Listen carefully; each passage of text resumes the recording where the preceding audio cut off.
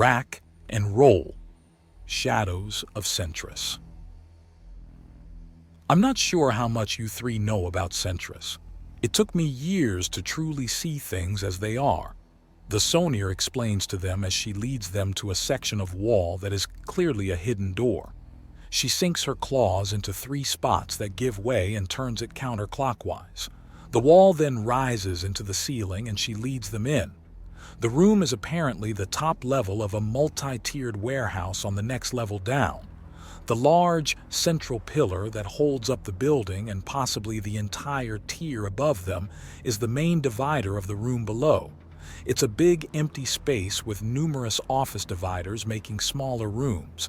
Inside some of them they can see banks of computers, a small armory, numerous girls that had been previously talking now staring up at them, and several places with pillows strewn about or simple beds. This was an entire base hidden just under, or perhaps at the very peak of, a city tier. We've noticed that Centris is filled with conspiracy, that for every person there may very well be 5 separate organizations that they owe fealty to, Koa says in a stilted tone as he takes in the hidden den. Yes, but do you have any idea how many are hostile to your own kind? Knives approach the entirety of your species in the dark, and danger is in every shadow.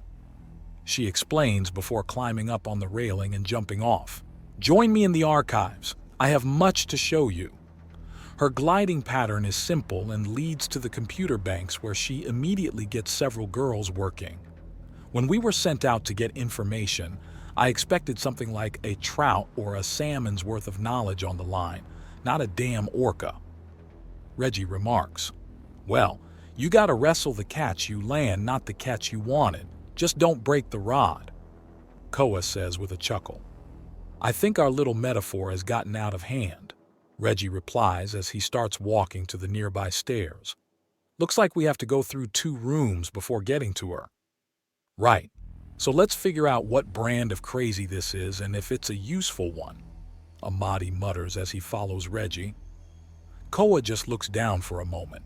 He makes use of the lenses in his helmet hiding his eyes to scan while it looks like he's staring into nothingness. He then follows the other 2. Helmets down? Amadi asks into the comm. No. Keep them up and claim technical issues with new equipment.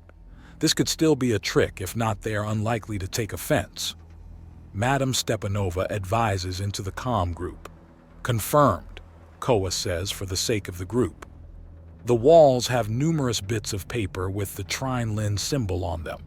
Each of the 3 rectangles have not only labels, but each of the lines that form the rectangles has a word to go with it. Axiom has power, change, skill, and will. Change being the portion that connects to the central triangle. Civilization has the aspects of compassion, unity, communication, and sacrifice to form the rectangle. Compassion is what joins to the triangle. Reason thought has education, understanding, technology, and study as its components. Study is what connects to the triangle. So the primary points are change, compassion, and study. No wonder this group is so seemingly friendly. They outright welcome new understanding and seek it out with benevolence. Madam Stepanova snorts at the sight of it. But the comm is muted at that point, so no one hears it but her. Good. You humans are big on communication, right? You have someone listening? The Sonier asks as they arrive into the computer room. We do, Koa says simply. Who are you people? Does this organization have a name or... No, we have no official name. It helps keep ourselves a little more secret. But you've seen our symbol, the proper use of the Trine. It's been twisted over the centuries many times. Hard to think we just started as a group that wanted to make sure that symbols and the like were just used properly. She explains before looking up and away in fond remembrance. Give her something harmless. Speak about the Freemasons, about how a guild of stonecutters became an elitist club and rumored to be part of numerous conspiracies. Madam Stepanova whispers through the comms. We have similar things on Earth. One of the most famous is the Freemasons. As you can guess by the translated name, it started as a society based around stonework. Later it became architects, a gentleman's club, also the subject to a large amount of rumor and hearsay. The way some people put it, they control the fate of entire countries. Koa explains and Amadi snorts. Listen to this. He whispers into the comm network. That's nothing compared to the Illuminati, an entire society based around understanding and reducing old-fashioned occultism and overreaching state control. It was vilified by the churches that controlled the area at the time, and its name has been vilified as the go-to word for those that want to control society from the background, even though its goal was to guide but not tyrannize society. So, humans are familiar with conspiracy. Good. There are many of them at all places and times upon Centris. When I heard that you were opening offices on Zalwar, I was relieved at first, thinking that you were leaving this dangerous place. But we were only spreading out. Koa confirms. Yes, listen, there are a great many who would have your entire race undone merely because you do not fit into the galaxy as it's known, easily forgetting that knowing everything about the galaxy is all but impossible. Everything is always in motion, everything is always changing and shifting and becoming something new. She explains before huffing. Yes, but may we have your name? Amadi asks gently. The Sonier will do for now, she says with a smile, although no doubt you have someone going through facial mapping despite the gray face mask. It's going to take a while though. There are only so many facial configurations for any race. You can find your exact double thousands of times over on Centris. Even humans can, with so many threats on the world and with the surface-level similarities between the two. A fair point, but you wouldn't have led us here, to a series of computers and such, without some intention to tell us something. I have indeed. You just need to know that you humans do have friends. There are many forces that fight against any amount of change and those that would take advantage on all sides. These people can be turned against each other. And there are those who would see other preserved, Koa says, stepping up to her. Indeed, human, the Sonier says, and she presses a few buttons at the computer terminals. We intercepted several messages from within our own loose organization to build up weapons and equipment when news of a people emerging from cruel space had become known, leading to a schism. Yes, the others that called out to you are unknown to us though. They may have been friendly. They also might have been trying to lure you into a trap. I see, but not to sound ungrateful, why are you helping us? You took a risk heading out tonight to get us out of that spot of trouble. An anonymous warning would have done a great deal. Koa asks, and she looks at him. It's not just the apex races that feel the call to action. I'm not the type to simply sit on something like this. I like to be able to help directly. The Sonier finishes before turning back to the computer terminals. Her presence is all but drooping around her as a series of faces and names go across it. Former friends turned enemies. I hope the rumors of your sense of mercy are true. These are good women, just misguided. The road to hell is paved with good intentions, Reggie remarks as he makes completely sure the camera on his armor is getting a completely clear image of the list. A human saying? The Sonier asks. Hell is the afterlife for sinners, a place of punishment for your crimes. The saying means that sometimes the best of intentions can lead to terrible things. Koa explains. Still, you've been a lot of help to us, even if all you're going to do is give us a place to slip away for a time. No, there will be more. The galaxy is always in motion, always moving and changing. This is my little way of trying to guide that change for the better. And you think we humans are a way to get that to happen? Koa presses. Maybe, maybe not. There will be change either way, big or small. I'd rather the change be for the better, the Sonier explains. And how do you expect this change to be for the better? Koa presses. A race of apex null-hardened threats? forced to scrounge and survive in the darkness of cruel space for untold generations. Couple it with what seems to be a morality of defensiveness and a tendency to bond with those around you.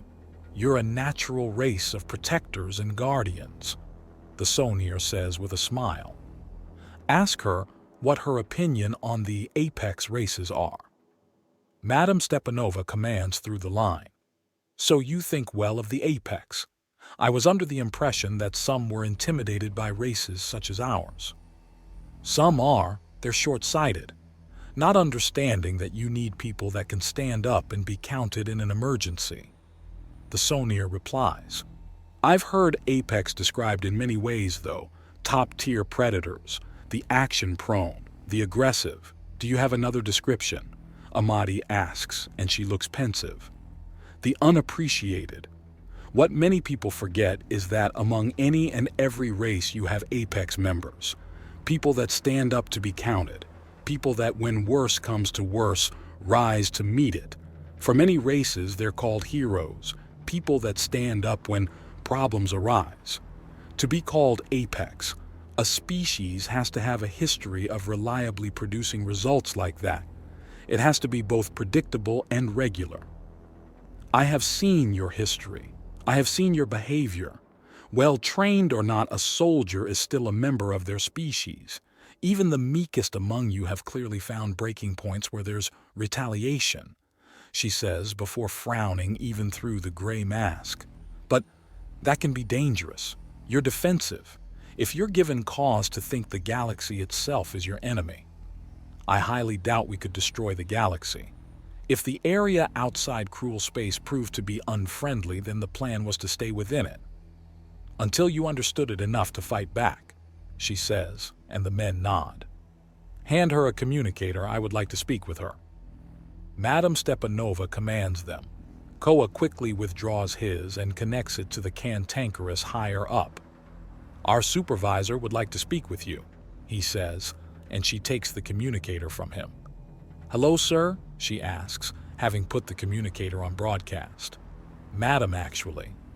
Madame Stepanova immediately corrects her. You wish to aid humans? Then speaking to me would be a very efficient way of doing just that. I thought human men were the warrior caste. For lack of a better term, yes, they are. But that does not mean that there is no place for a woman on the battlefield or that the skilled and strong can't prove themselves worthy. Madame Stepanova says, I see, and you in particular are not too dissimilar to yourself in my own way. Madame Stepanova answers.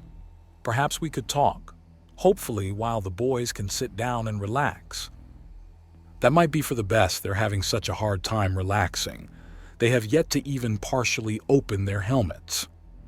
New technology, ma'am, they're actually kind of stuck and might take heading back to the Dauntless to bring them down, Amadi says with a shrug. Better to have the armor stuck in the on position than the off position. Fair enough, but the energy shields? Oh, sorry, we don't really sense them, Reggie says. Although they're a fascinating bit of technology, I have a few of them that I've been pulling apart and putting back together a few times to try and understand. Really? I always thought the technology simple, the Sonier says, and Reggie nods. With Axiom, it's a very simple piece of technology. But trying to remake it to be independent from Axiom, I've burnt out dozens of prototypes without coming any closer to what I need. Boy, if you just gave away some technology. Madame Stepanova threatens Reggie on the private comm. He hasn't. His independent efforts are very different from what our professional researchers have been up to. Sir Philip's voice adds in gently. Excuse me a minute. Something came up. Madame Stepanova says on the communicator before it's muted. Why do you keep sneaking up on me? The comm call is cut and the men look around to each other. Is she all right? The Sonier asks, and Koa lets out a chuckle. She has some history with another co-worker. They're both old professionals with so much experience and skill to their names that you can't help but respect them. However, they're also former enemies now on the same side, So there's some friction. I see. What caused this bit? They're both fond of simply arriving without others noticing, and neither like being surprised. So imagine those people interacting, Koa says, and the Sonir giggles.